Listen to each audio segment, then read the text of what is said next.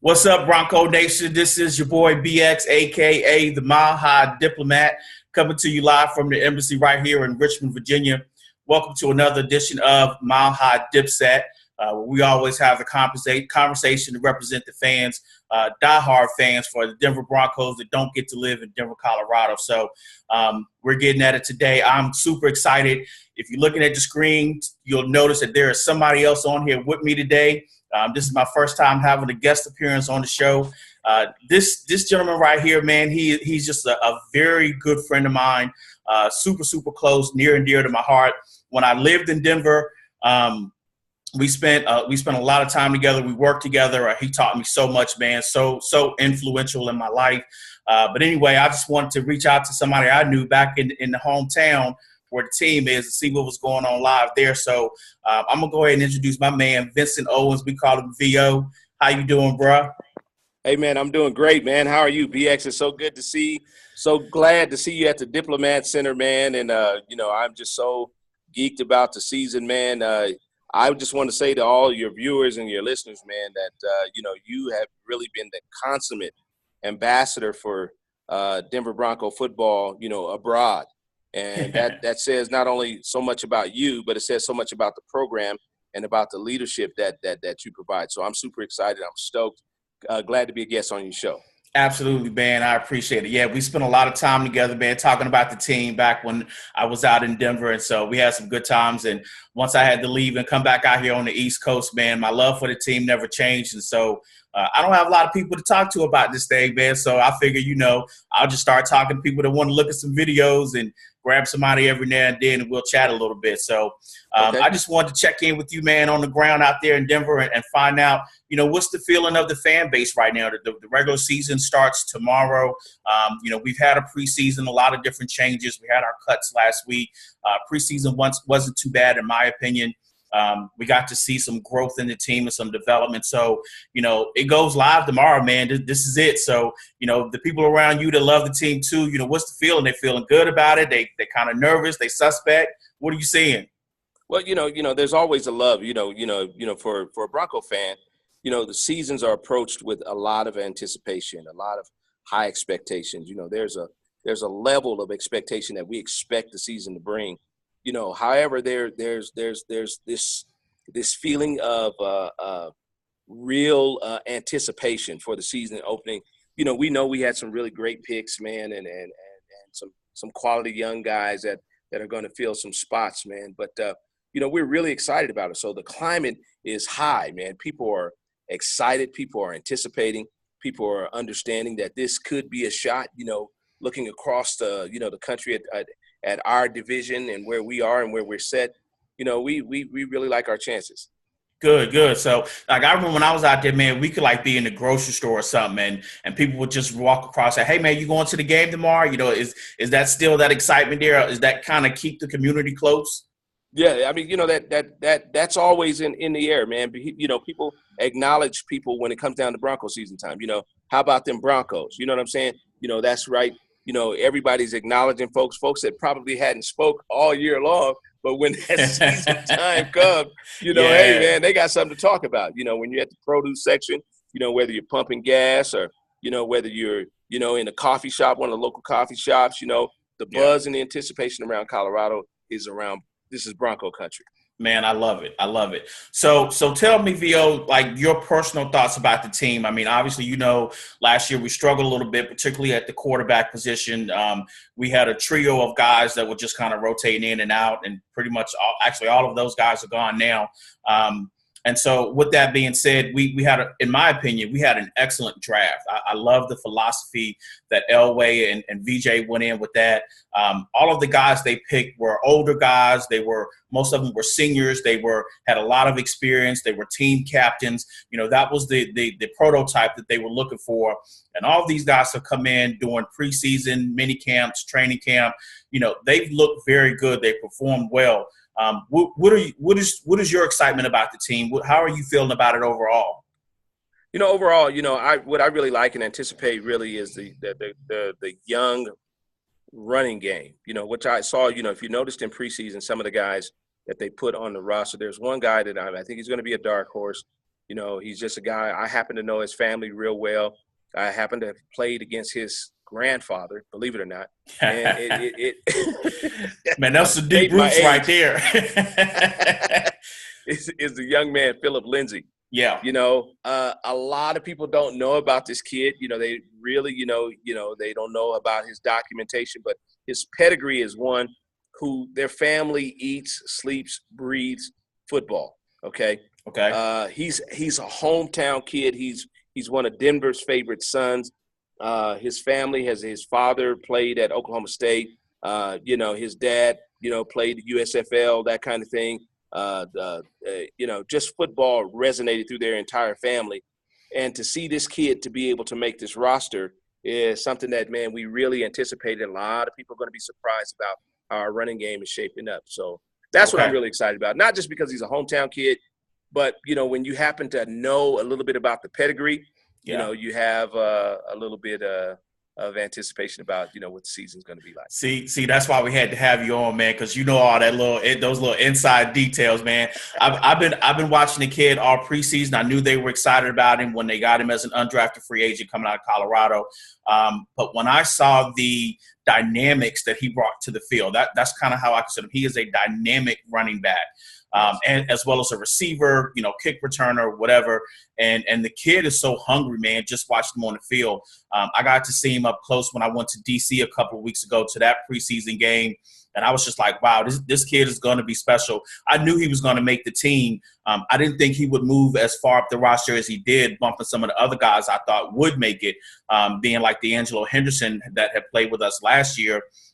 He literally bumped him off the roster. Dave Williams got sent down to the practice squad. So I like him too. I don't know if you saw it or not. He called Terrell Davis. He called TD and asked him could he wear his number, and TD gave him a mile high salute, man. So in tomorrow's game, from what I understand, he'll be donning the number 30 on the jersey. Ooh. Yeah, man, he's supposed to be wearing 30 at the game tomorrow. So. And T.O. said he gave him that same nod, man. And he said a lot of the same things you said, that he was just a good kid, good personality, quality pedigree, and just had a heart for the game. So, yeah, man, that's going to be good stuff to watch that. I'm also excited, too, about there's another rookie in front of him, Royce Freeman, that's starting for us tomorrow. And I've heard everything from him being the next Kareem Hunt to really kind of being a bust. But I watched him over the preseason. This kid ran for 3 touchdowns in 3 preseason games, and 2 of those touchdowns, I want to say, were more than 20 yards. When you see him up close and personal, man, he's got that it factor. You know what I mean? He has that ability to sit behind the line, have a little patience, wait for that hole to develop, and when it does, he's gone. So I'm like you. I'm excited about the run game too, man. So I think across the board, we're looking pretty good. Another secret that I think people aren't paying enough attention to. Everybody knows about our edge rushers, Von Miller, Shane Ray, Bradley Chubb, all those guys, Shaquille Barrett. Our interior defensive line, bro, is going to be, I want to say, a top 3 in the NFL. Domata Peko in the middle, Derek Wolfe on the outside, Adam Gotsis. Behind them, you got Shelby Harris, who was the second leader in sacks last year behind Vaughn. You got this kid, DeMarcus Walker, that last year we kind of had to stand him up because we had injuries on the edge rushers. But this year he put some weight back on. He's putting his hands in the dirt, coming back at it. But I think that technique that he learned last year is going to benefit him as a down lineman. Man, these 3 guys on the inside, no matter what the rotation is, we got 6 of them that's going to be coming strong. I don't think people are giving enough credit for that, but that's going to be a force to be reckoned with. So I'm looking at that too. Keep your eyes on it. Yeah, man. So okay, so you talked a little bit about Lindsay, and so I want to know, which player are you really excited about? Like, which player do you think other teams need to be afraid of outside of Von Miller? It could be offense or defense. Who do you see right now that's going to be a fear factor for other defensive teams? I had to say the Missouri kid, Shane Ray, man, just because of the experience that he's gained through all that adversity. When we lost that secondary experience in I'm trying to think of my boy from Texas. Akeem Talib. Yeah, Talib. Yeah. The beautiful thing about, Ray is he's going to really enhance that defense in such a way because of his experience. When you have that many number of reps and done through adversity, there are things that dial into your subconscious, man, that come back in that you can have and you can use for total recall when it comes down to scenarios. There's not going to be anything that this kid hasn't seen. And when you have that type of anticipation now, and now, when you lose that type of exterior leadership, you have to develop that interior leadership, man, that's going to be the crust. It's going to take a lot of pressure off Von Miller, some of the other guys, man. And this kid, man, I'm looking for him to have a breakout year. He's just a quality kid on and off the field. I know he had his issues early on, but since he's become a Bronco, you've noticed that the mentorship that he's received and what he's become as a leader now, and he brings a lot of that leadership. Everything rises and falls on leadership to me. And when you have those type of leaders that have stepped up and stepped inside the position to even take, leadership that it was lost and look at that as an opportunity now to display your leadership, I think that's going to be one of the key factors and one of the variables that a lot of people haven't anticipated yet. I agree with that, man. He's gone through a lot in his first 3 years. This year, we didn't pick up his fifth-year option, even though he was a first-round draft pick. And he suffered from injuries. Last year, he was hurt most of the season. But I think that this year, he's going to step up. If for no other reason, it's going to be a contract year for him. I think the fact that we didn't pick up that fifth-year option is motivating him. He knows that he's playing this year for his next contract, whether it's with us or someplace else. The presence of Bradley Chubb kind of makes it more likely than not that he won't be with us next year. But, it depends because the kid has all the talent in the world. You're absolutely right. He has the talent. He's a good kid at heart. So I think he's going to bring a lot to the table too. So that's your guy, huh, Shane Ray? That's my guy. Okay. I'm picking Emmanuel Sanders, man. I've been watching him develop a chemistry with Case Keenum over the preseason and the offseason. I think Emmanuel's got something to prove. I think he's got a chip on the shoulder. He really wasn't getting the rock done to him last year the way he needed it. He's got a guy in there that's capable, and they seem to have that connection. We got too many receivers. We're 4 deep at receivers with the 2 rookie when you add those guys to the mix. And plus this undrafted kid, well, not undrafted, but a kid we picked up, Tim Patrick. And he just kind of came out of nowhere. So we're deep at the receiver position with talent. But I think Emmanuel's going to lead the pack, man. He's going to score quite a few touchdowns this year. So that's my guy. So anyway, all right, man. So look, I ain't gonna hold you long. I know you're a busy man. You got a lot of things going out there in Denver. But I want to know two predictions from you. One, what's your prediction for the game tomorrow? What do you think the score is going to be? And then 2, what's your prediction for the season? Okay, that's loaded. For tomorrow, I look at us, winning that game 21-14. I think it's going to be a good game. A guy's going to, feel it out. I think we'll do some run. When we mix it up, in the air and on the ground, we'll be able to gain some yards, use some flexibility, and give some guys some opportunities. For a prediction on the season, I'd like to see us win our division, and then make the playoffs and be a contending playoff team. I think we got a real shot, man, to make some things happen. You don't really have to, win the division, so to speak, if you make the playoffs and, you have the experience, you can go deep. i.e., you saw what San Diego did. You saw, other teams that didn't, and they turned around and had some wonderful pieces. So those are my predictions, man. I think we're going to win the division. And we win the game 21-14. I need a number on the season, though. What's the record?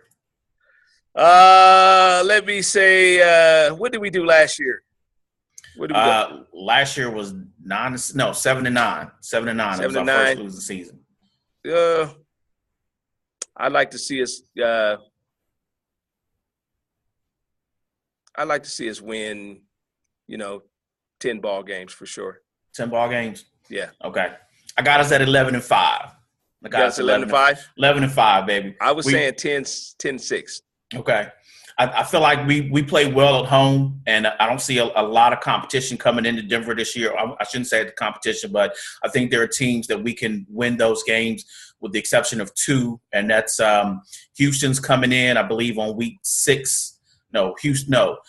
Week 6 is the Rams. LA Rams come in Week 6. Houston comes in Week 10. I think those two might give us some issues. Between the two, I think if we can beat, I think we'll be able to beat the Texans. So if we win one of those games, that's 7 home games, and then I think we can win 4 of our games on the road. We're going to be playing the Ravens, the Cardinals, the Cincinnati, and the Browns. I think we can win those 4 ball games. So 7 at home, 4 on the road. That's 11 games, baby. That's where I'm at. 11 so to your 5. predictions is 11 11 to 5, man. And I think we win the division. I think it'll be close. Matter of fact, I was telling you I was coming out there. I'm actually looking at rescheduling my trip to come out at the end of the year. I think it's December 30th. Okay. We are playing San Diego Chargers at home, last regular season game. Man. I think that game is going to have playoff implications, man. So I was talking to my people out here like, hey, man, we might want to switch up and go see that game. So that's what I'm looking at. Okay. But, yeah, I think – and I definitely think we're going to win the game tomorrow. I think it'll probably be 24-17, maybe 24-20. Seattle is not the same team, but they still got some pieces out there that we're going to have to contend with. But I think we're putting points on the board this year, man. I think we're putting anywhere from 24 to 30 points on the board pretty much every game. So we hit those big-time defense, but we'll see how that works out. Hey, man, I'm so excited, man. Man, you look good at the Diplomat Center, man. Thank you for having me as your guest, man. I tell you, I feel so honored, man. And, you know, I'll be a lot more prepared as we move forward. You know, some of those things, you know, I was coming from a different place. And, you know, but as we move forward, you know, bringing this information to our ambassadors that are around the world, around the globe, you know, I mean, they're Bronco fans that are around the world. It's a global game now. So, you know, it's just good for you to have that Diplomat Center right there in the VA, be today. And I got my flag, man. I got the flag. I see that, man. That's straight dangerous, man. Absolutely, man. Absolutely. All right, well, look, VO, I appreciate you, man. As always, it's good talking with you. Thank you for taking time out of your busy schedule just to come and check in with us here on Mile High Dipset. To all the viewers, all the fans, take a look below in the box. We'll give you a link to where you can send us emails to ask us questions. Be sure to follow us on Facebook and on Twitter as the week is going on, particularly as the game happens tomorrow. You know, I'll be putting stuff on social media to keep you guys updated with what I'm seeing and what I'm hearing. And then outside of that, man, you know, just stay tuned, keep rolling with us. So till the next time we'll see you, this is your boy BX, a.k.a. the Mile High Diplomat, and my main man in Denver, VO, signing out, man. I appreciate you.